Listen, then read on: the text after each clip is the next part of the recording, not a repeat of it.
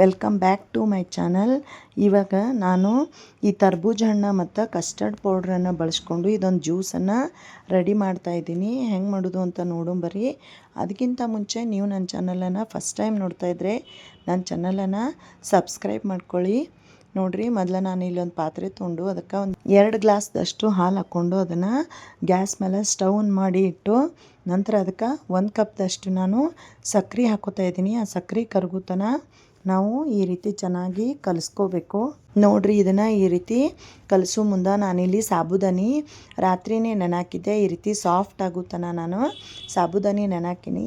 ಇದನ್ನು ನಾನಿಲ್ಲಿ ಒಂದು ಚಾಳ್ನಿ ಒಳಗೆ ಕುದಿಯೋ ನೀರಿನ ಮೇಲೆ ಇಟ್ಟು ಇದನ್ನು ಸ್ಟೀಮ್ ಮಾಡ್ಕೋತಾ ಇದ್ದೀನಿ ಸಾಫ್ಟ್ ಆಗೋ ಸಲಿಂದ. ನೋಡಿರಿ, ನಾನಿಲ್ಲಿ ಸಾಫ್ಟ್ ಆಗಕ್ಕೆ ಸ್ಟೀಮ್ ಮಾಡೋಕ್ಕೆ ಇಡ್ತೀನಿ. ನಂತರ ಇಲ್ಲಿ ಒಂದು ಸಣ್ಣ ಬಟ್ಟಲ್ಗೆ ನಾನಿಲ್ಲಿ ಚಿಯಾ ಸೀಡ್ಸನ್ನು ತೊಗೊಂಡು ಒಂದು 1.5 ಚಮಚದಷ್ಟು ಚಿಯಾ ಸೀಡ್ಸನ್ನು ತೊಗೊಂಡಿನಿ. ಅದಕ್ಕೆ ನೀರು ಹಾಕಿ ಅದು ಕೂಡ ನಾನು ನೆನೆಯೋಕೆ ಬಿಡ್ತಾಯಿದ್ದೀನಿ. ನೋಡಿರಿ, ಈ ರೀತಿ ಚೆನ್ನಾಗಿ ಕಲಸಿದ್ರೆ ಒಂದು 15ರಿಂದ 20 ನಿಮಿಷ ಅನ್ನೋದ್ರಾಗ ನೆನೀತದ. ಅದನ್ನು ಸೈಡಲ್ಲಿ ಎತ್ತಿಡುಮು. ಹಾಗೆ ಇಲ್ಲಿ ನಾನು ಗೋಂದ್ ಕತ್ತೀರನ ನಾನು ಒಂದು 8ರಿಂದ 10 ತಾಸು ನೆನೆಯೋಕೆ ಬಿಟ್ಟಿದ್ದೆ. ನೋಡಿರಿ, ಈ ರೀತಿ ಆಗ್ಯದ. ಅದನ್ನು ಕೂಡ ಸೈಡಲ್ಲಿ ಎತ್ತಿಟ್ಕೊಳಮು. ಈಗಿದು ಹಾಲು ಸ್ವಲ್ಪ ಕಾಯ್ದ ಮೇಲೆ ನಾನಿಲ್ಲೊಂದು 2 ಚಮಚದಷ್ಟು ಕಸ್ಟರ್ಡ್ ಪೌಡ್ರ್ ತೊಗೊಂಡಿನಿ.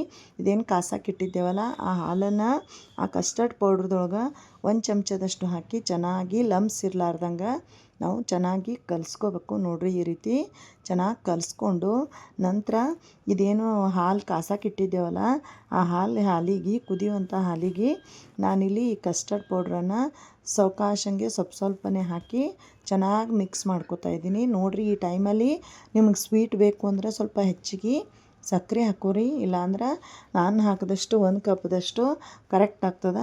ನಮ್ಮಲ್ಲಿ ಮೀಡಿಯಮಾಗಿ ನಾವು ಸ್ವೀಟ್ ತಿನ್ನೋದು.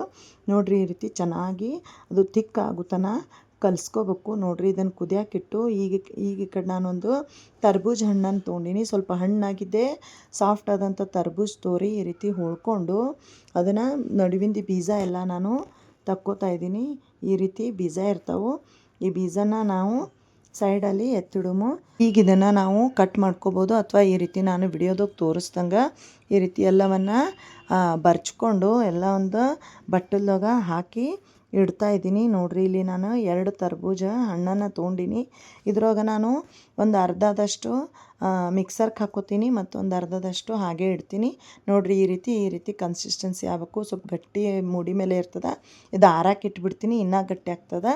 ಅದಾದಮೇಲೆ ನಾನು ತರ್ಬೂಜ ಹಣ್ಣನ್ನು ಮಿಕ್ಸರ್ಗೆ ಹಾಕ್ಕೊಂಡು ಈ ಆರದಂಥ ಅದು ಕಸ್ಟರ್ಡ್ಗೆ ನಾನು ಈ ತರ್ಬೂಜ ಹಣ್ಣಿನ ರಸವನ್ನು ಹಾಕ್ಕೊಂಡು ಚೆನ್ನಾಗಿ ಒಂದು ಮಿಕ್ಸ್ ಕೊಡ್ತಾ ಇದ್ದೀನಿ. ಈ ರೀತಿ ಮಿಕ್ಸ್ ಆದಮೇಲೆ ನಾನು ಇನ್ನೊಂದು 1 ಕಪ್ದಷ್ಟು ಈ ತರ್ಬೂಜ ಹಣ್ಣನ್ನು ಸೈಡಲ್ಲಿ ಎತ್ತಿಟ್ಟಿದ್ದೆ. ಅದನ್ನು ಕೂಡ ಹಾಕೋತಾ ಇದ್ದೀನಿ. ಈ ಗೋಂದ್ ಕತ್ತೀರ ಏನು ನೆನೆಹಾಕಿದ್ದೇವಲ್ಲ ಅದನ್ನು ಕೂಡ ಇದಕ್ಕೆ ಹಾಕೋತೀನಿ. ಮತ್ತು ಇಲ್ಲಿ ಸ್ಟೀಮ್ ಮಾಡಿಟ್ಟಂಥ ಇದು ಸಾಬುದಾಣಿನೂ ಕೂಡ ಹಾಕ್ಕೊಂಡು ಚೆನ್ನಾಗಿ ಮಿಕ್ಸ್ ಮಾಡ್ತಾಯಿದ್ದೀನಿ. ನಂತರ ಇದಕ್ಕೆ ನಾವಿಲ್ಲಿ ಚಿಯಾ ಸೀಡ್ಸು ನೆನೆಹಾಕಿದ್ದೇವಲ್ಲ ಚಿಯಾ ಸೀಡ್ಸು ಕೂಡ ನಾನು ಹಾಕ್ಕೋತಾ ಇದ್ದೀನಿ.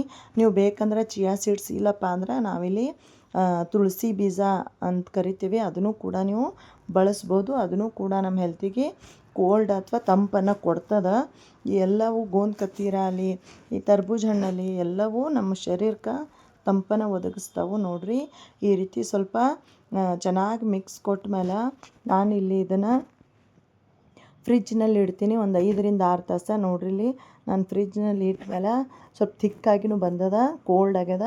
ಈಗ ನಾನು ಒಂದು ಗ್ಲಾಸಿಗೆ ಸರ್ವ್ ಮಾಡ್ತಾಯಿದ್ದೀನಿ. ಈ ರೀತಿ ಬೇಸಿಗೆ ಒಳಗೆ ತರ್ಬೂಜ ಹಣ್ಣಿನ ಕಸ್ಟರ್ಡ್ ಜ್ಯೂಸ್ ಮಾಡಿ ಕುಡಿದು ತುಂಬ ರುಚಿಯಾಗಿರ್ತದೆ, ರಿಲ್ಯಾಕ್ಸಾಗಿ ಫೀಲ್ ಆಗ್ತದೆ. ನೀವು ಒಂದ್ಸಲ ಈ ರೆಸಿಪಿನ ಮನೆಯಲ್ಲಿ ಟ್ರೈ ಮಾಡಿ ನೋಡಿರಿ. ವಿಡಿಯೋ ಏನಾದರೂ ಇಷ್ಟ ಆಗಿದ್ರೆ ಲೈಕ್ ಮಾಡಿರಿ, ಶೇರ್ ಮಾಡಿ, ನನ್ನ ಚಾನಲನ್ನು ಸಬ್ಸ್ಕ್ರೈಬ್ ಮಾಡೋದು ಮಾತ್ರ ಮರಿಬೇಡಿ. ಹಾಗೆ ನೋಡಿರಿ, ನೀವು ಬೇಕಂದ್ರೆ ಇದ್ರ ಮೇಲೆ ಡ್ರೈ ಫ್ರೂಟ್ಸ್ದಿಂದ ಗಾರ್ನಿಷ್ ಕೂಡ ಮಾಡ್ಬೋದು.